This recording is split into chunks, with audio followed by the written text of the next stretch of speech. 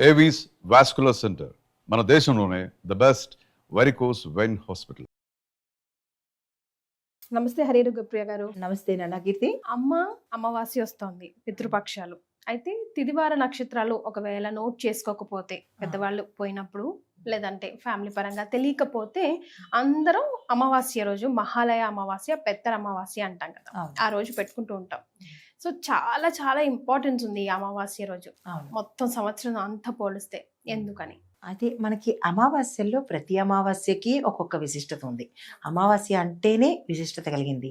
రెండు రకాలుగా చెప్పుకోవచ్చు. ఒకటి, అమ్మవారి లక్ష్మీ అమ్మవారికి జన్మదినమైనటువంటి తిథి అయినటువంటిది అమావాస్య.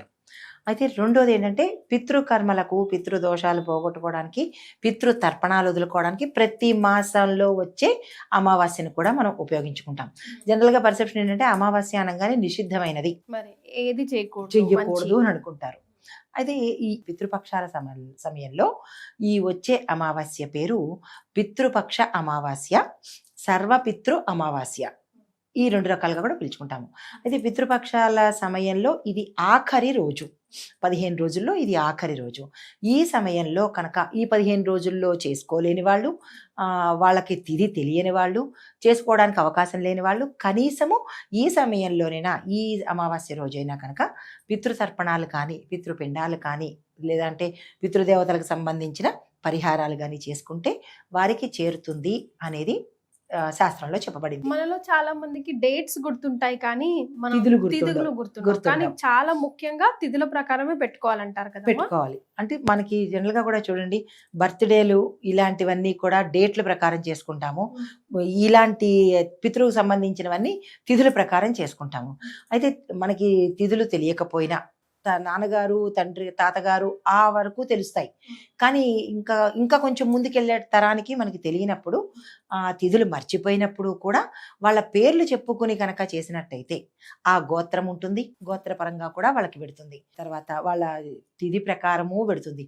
తిథి మర్చిపోయినప్పటికీ మన తండ్రి తరపు నుంచే కదా చేసుకుంటాము, ఆ ఒక్క వాళ్ళ తాలూకా గోత్రం బట్టి కూడా మనం ఈ తిథి మర్చిపోయినా కానీ ఈ సమయంలో చేసుకోవచ్చు.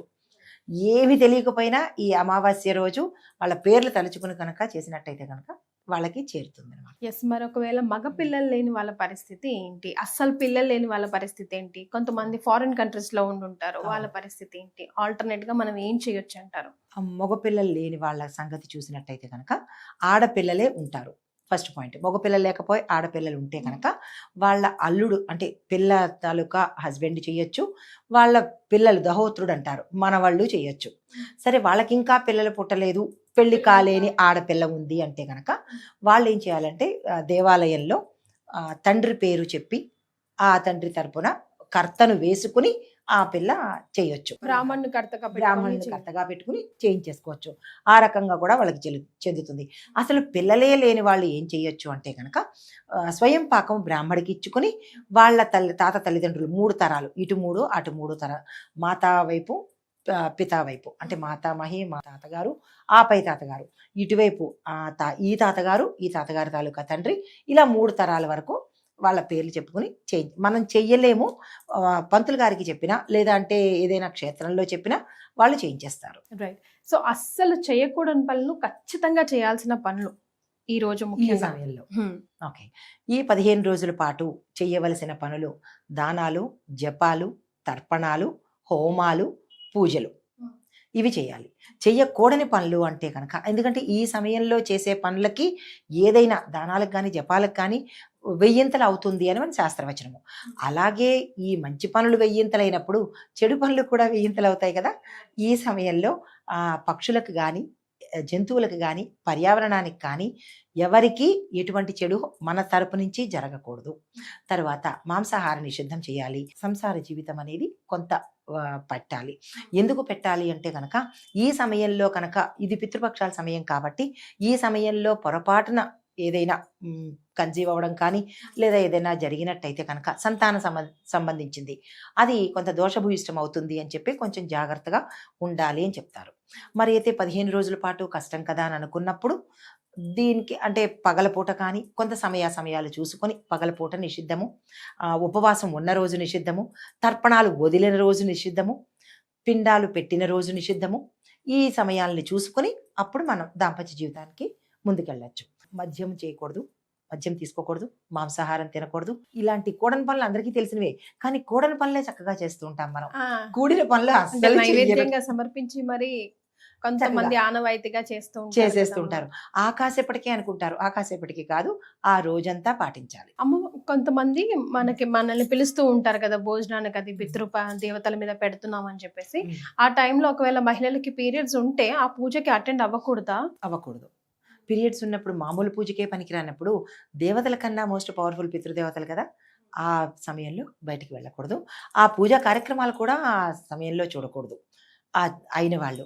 అయితే ఇక్కడ ఇంకొక సందేహం కూడా చెప్పొచ్చు. ఏంటంటే గనక మన ఇంట్లో తర్పణాలు వదులుతున్నప్పుడు లేదంటే ఈ హోమాలు ఈ సమయంలో పితృకార్యాలు జరుగుతున్న సమయంలో చేసే యజమానురాలు కనుక బయట చేరినట్టయితే కనుక అక్కడికి అది ఆపేసి మరుసటి రోజుకి పెట్టుకోవాలి. మనం చెప్పలేం కదా, ఒక్కరున్నా కూడా, ముఖ్యంగా ఇంటి యజమానురాలు మరి చిన్న వయసులో ఉన్న వాళ్ళే చేస్తుంటారు కదా, అలా అయినప్పుడు కనుక మధ్యలో హోమంలో కానీ తర్పణాల్లో కానీ పిండ ప్రదానం అప్పుడు కానీ బయట చేరినట్టు కనుక తెలిసినట్టయితే అక్కడికి అది ఆపేసి మరుసటి రోజు కనుక, మరుసటి రోజు అంటే ఈ కార్యక్రమం అయినప్పుడు కనుక పెట్టుకోవచ్చు.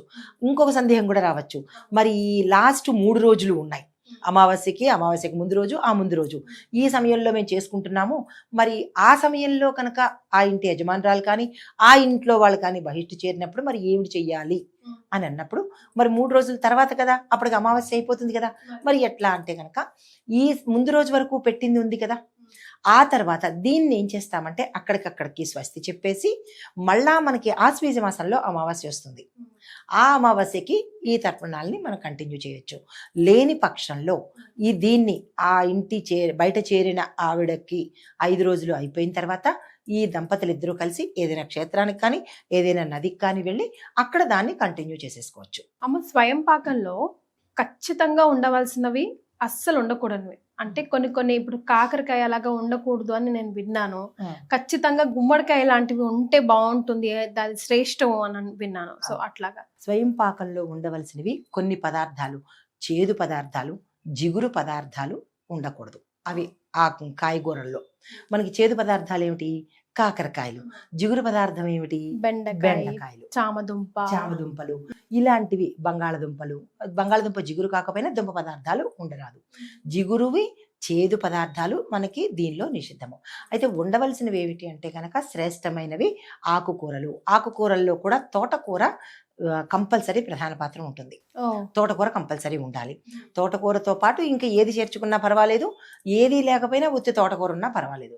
ఎండుమిరపకాయలు, ఉప్పు, నెయ్యి, పాలు, పెరుగు, మనం ఒక మనిషి ఏదైతే తింటారో ఆ తినే పదార్థాలన్నీ కూడా దాంట్లో పెట్టి దక్షిణ పెట్టి స్వయం పాకం ఇచ్చేవారికి ఇవ్వాలన్నమాట. అందులో చాలామంది ఏం చేస్తుంటారు, ఒకడే తింటాడు కదా అని చెప్పి ఓ డబ్బా బియ్యం, లేదంటే ఓ 4 ఎండుమిరపకాయలు, ఓ 4 కరివేపాకు రొబ్బలు ఇలా వేస్తుంటారు. ఆ ఒక్క మనిషి కదా అని క్యాలిక్యులేషన్స్. అంటే ఒక్క మనిషి అని కాదు, అక్కడ ఒక కుటుంబానికి సరిపడా అని అర్థము. స్వయం పాకం ఆ కుటుంబం అంతా సంతృప్తిగా తినాలి అనే ఉద్దేశం. వాళ్ళు ఎంత సంతృప్తి చెందుతారో ఇక్కడ మనకి క్షేమము, మన పితృదేవతలకి కూడా చాలా క్షేమం ఉంటుంది. అంతేగాని ఇలాంటి దానాల విషయంలోనూ ఇలాంటివి ఏవైనా ఇచ్చే విషయంలో అస్సలు పెంగించొద్దురా. ఎందుకంటే చాలామంది స్తోమత ఉన్నవాళ్ళు కూడా మనం ఇలా పరిహారాలు చెప్పేటప్పుడు ఏం చేస్తుంటాము, మీరు యథాశక్తి పెట్టండి అంటాము. యథాశక్తి అంటే దాని అర్థం ఏమిటి? ఎవరి శక్తికి తగ్గట్టు. ఇప్పుడు కోటీశ్వరుడు కూడా బెల్లం మొక్కే ఇస్తారంటే ఎట్లా మరి కదా, ఆయన స్థాయికి తగ్గట్టు ఇవ్వాలి. కానీ ఇప్పుడు బడుగు పేదవాడు ఉంటాడు, వాడు పరిహారం చేసుకోవాలి, బెల్లం మొక్క పెడితే సరిపోతుంది, ఎందుకంటే స్థాయిని బట్టి. కానీ చాలామంది అడుగుతూ ఉంటారు, మేడం మేము కూడా బెల్లం మొక్క పెట్టచ్చా అని. అంటే వాళ్ళు చూస్తే పెద్ద పెద్ద స్తోమత కలిగిన వాళ్ళు బెల్లం మొక్క ఎలా పెడతారు? మీ స్థాయికి తగ్గట్టు పెట్టండి. దానాలు చేసే దాంట్లోనూ ధర్మం చేసే దాంట్లో స్థానం ఉండకూడదు అస్సలు. ఎంత పింగిస్తాం. ఇప్పుడు మనం ఎందుకు ఇస్తున్నాం రా తల్లి? అదే కదా, మనకి తిరిగి రావాలని, అంత ఫలితం రావాలని. నువ్వు ఇంత పెడితే ఇంత ఫలితమే నీకు వస్తుంది. ఈత పండిస్తే పెద్ద గుమ్మడి పండు తీసుకోవాలని లేదు కదా, రాదు కదా. కాబట్టి ఇంకొకటి, ఇందాక నువ్వు అన్నట్టు గుమ్మడి పండు పెట్టడం కూడా చాలా శ్రేష్టము. గుమ్మడి పండు పితృదేవతలకి చాలా ఇష్టమైనది. సో గుమ్మడి పండుని కూడా చేర్చి మన స్వయం పాకంలో ఇచ్చినట్టయితే కనుక మంచి ఫలితం వస్తుంది. ఇప్పుడు ఉన్న పరిస్థితిలో ఇంట్లో ఉన్న పెద్దవాళ్ళనే భారంగా భరిస్తున్నామా అన్నట్టుగా కొన్ని సిచ్యువేషన్స్ మనం చూస్తూ ఉన్నాము. మరి ఈ టైంలో పోయిన వాళ్ళకి పెట్టమంటే ఎంతమంది పెడుతున్నారో, ఎంతమంది మూఢనమ్మకం త్రాష్ అని వదిలేస్తున్నారో, ఇది ఏపో ఎల్లుండో ఇంకో ఎప్పుడుకో అప్పుడు మన చిత్రపటం కూడా గోడ ఎక్కాల్సిందే, మన పిల్లలు కూడా మనకి శ్రాద్ధాలు పెండాకుళ్ళు పెట్టాల్సిందే కదమ్మా. ఆ మాత్రం కూడా ఇంగిత జ్ఞానం లేకుండా పోతుందేమో అనిపిస్తుంది. ఎందుకంటే మనం మనం మన పెద్దవాళ్ళని చూసి నేర్చుకున్నాం, వాళ్ళు కూడా మనల్ని చూసి నేర్చుకోవాలి కదా. నువ్వేం చేసావు గనక నానమ్మకో అమ్మమ్మకో నేను నీకు పెట్టడానికి అనే పరిస్థితి రాకుండా ఉండాలి కదమ్మా. ఉండాలి కదంటే మనం జాగ్రత్తగా దాన్ని కాపాడుకుంటూ రావాలి. ఈ పండగలు కానీ పితృపక్షాలు కానీ ఎందుకు చెయ్యాలి అంటే వాళ్ళేదో మనదొచ్చి తినేస్తారని కాదు, వాళ్ళ ఆశీస్సులతో మనం ఉంటాము. మన ఈ సంప్రదాయాల్ని ఈ కట్టుబాట్లని ఇందాక మీరన్నట్టు మన వాళ్ళు మన తర్వాత తరం వాళ్ళు కూడా మనకి పెట్టాలి అన్నమాట. పెట్టాలి అంటే వాళ్ళు చూసి నేర్చుకోవాలి కదా. శివ వాళ్ళు చూసి నేర్చుకోవాలి అంటే అలా మాట్లాడాల్సి వస్తుందమ్మా. కొన్ని కొన్ని సిచ్యువేషన్లు చూస్తుంటే నిజంగా ఎంత బాధేస్తుందో. అసలు అవసరమా అని అనుకుంటున్నారు. వాళ్ళ ఆస్తిపాస్తులు కావాలి కానీ వాళ్ళకు పెట్టేది మాత్రం అవసరం లేదనమాట. అంటే అది వాళ్ళకి పెట్టేస్తే మీరు పెట్టేసినంత మాత్రాన్ని వాళ్ళు తినేసి ఏదో చేసేస్తారని కాదు, కాకపోతే ఆ ద్వారా మనము పుణ్యం సంపాదించుకోవడానికి. కానీ ఇందాక మీరన్నట్టు మన తాతల బొచ్చే తరతరాల అని ఒక సామెత ఉంది మనకి, పూర్వం అంటూ ఉండేవాళ్ళు. మా దానిలో కూడా ఒక ఏదో మూవీస్లో కూడా వస్తుంటుంది, తండ్రి కోసం గొయ్యి తవ్వుతూ ఉంటే నెక్స్ట్ మనవడు కూడా చూసి ఇంకో పక్కన గొయ్యి తవ్వుతుంటాడు. ఎందుకు నాన్న గొయ్యి అంటేను ఇది మా నాన్నకి రాని తండ్రి చెప్తే పిల్లవాడు కూడా ఓ పక్కన గొయ్యి తవ్వుతూ ఉంటాడు. ఇదెందుకు బాబు అంటేను ఇది నీ కోసం నాన్న అంటాడు. అలాగా ఇప్పుడు మనం ఏది చేస్తామో మన పిల్లలు మనకి కూడా అదే చేస్తారు. కాబట్టి ఈ విషయం ప్రతి ఒక్కళ్ళు తెలుసుకోండి. ఇది చేసినందువల్ల మన సంప్రదాయాల్ని మన ధర్మాల్ని పాటిస్తూ ఉంటే ఏదో పోతుంది అని అనుకోవడం కన్నా, రేపటి నాడు మీరన్నట్టు మనం గోడ ఎక్కిన తర్వాత కూడా మన వాళ్ళు మనకి పెట్టాలి అంటే మనం వాళ్ళకి చేసి చూపించడమే. ఈ పండగలు కానీ ఈ పితృ దోషాలు కానీ లేదా ఈ పితృపక్షాలు కానీ మనకి సనాతన ధర్మంలో వచ్చినవి ఆచరించి చేసేదే ధర్మము. దాన్ని మనం పాటించుకోకుండా నాన్సెన్స్ అంటే మన రేపటి నాడు వాళ్ళు కూడా న్యూసెన్స్ అవుతాము.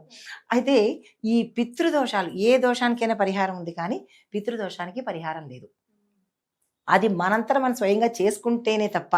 అయితే అది ఎలా కనిపిస్తుంది అని అంటారు చాలామంది, గమనించే ఉంటారు. ఎప్పుడు ఈ శ్రోమనంటూ ఉండడము, అప్పుల బాధలు, రోగాల బాధలు, ప్రమాదాల బాధలు. ఎవరికైనా పొరపాటున ఫోన్ చేస్తే ఏమంటారు, బాధలతోనే ఫోన్ లిఫ్ట్ చేస్తారు. ఏం చేస్తున్నావు అని పొరపాటున అడగడం భయం. రోగాల లిస్టు చెప్తారు, అప్పుల లిస్టు చెప్తారు, బాధల లిస్టు చెప్తారు, ఇంకా అన్ని లిస్టు చెప్పుకొస్తుంటారు. అంటే ఒక కుటుంబము అన్ని రకాలుగా బాధపడుతోంది అంటే కనుక ఆ కుటుంబానికి పితృదోషాలు ఉన్నట్టు లెక్క. అవి మనంతటా మనం పరిహారం చేసుకుంటేనే తప్ప ఎవరు చేసినా ఇది అయ్యేది కాదు. కానీ మనకి పూర్వం నుంచి వచ్చిన ప్రతి ధర్మము, ప్రతి ఆచారము మనం పాటిస్తేనే అది ఫ్లోగా వెడుతూ ఉంటుంది. మన తర్వాత వాళ్ళు కూడా చేస్తుంటారు. ఇప్పటికీ ఇంకొక విషయం తెలుసా, ఇప్పుడు ఇంకా ఎక్కువ అవేర్నెస్ వచ్చిందిరా. అవునమ్మా, చాలా అవేర్నెస్ వచ్చింది. అంటే ఉన్నప్పుడు చూసుకోలేకపోయినా ఇది మాత్రం చేస్తున్నారు. భయపడుతున్నారు. అమ్మో ఎక్కడ మనం పాడుకోవాల్సి, అట్లీస్ట్ అమ్మో వాళ్ళ పెట్టకపోతే మనకి ఏమైపోతుందో అని భయపడుతూనైనా చేస్తున్నారు. ఎట్లా అట్లా చేస్తున్నారుగా, భయంతోనైనా చేస్తున్నారు, భక్తితోనైనా చేస్తున్నారు. సో రేపు మన పిల్లలకి మన మనవలకి కూడా ఇది ఒక పరంపరగా అందించినట్టు ఇలాంటివి చెయ్యడమే మంచిది. మన ధర్మాన్ని మన కార్యాన్ని మనం చేస్తేనే ముందు తరాలకి మార్గదర్శకంగా ఉంటారనమాట. వెరీ వెల్ సెడ్ అమ్మా, ధన్యవాదాలు. నమస్తే.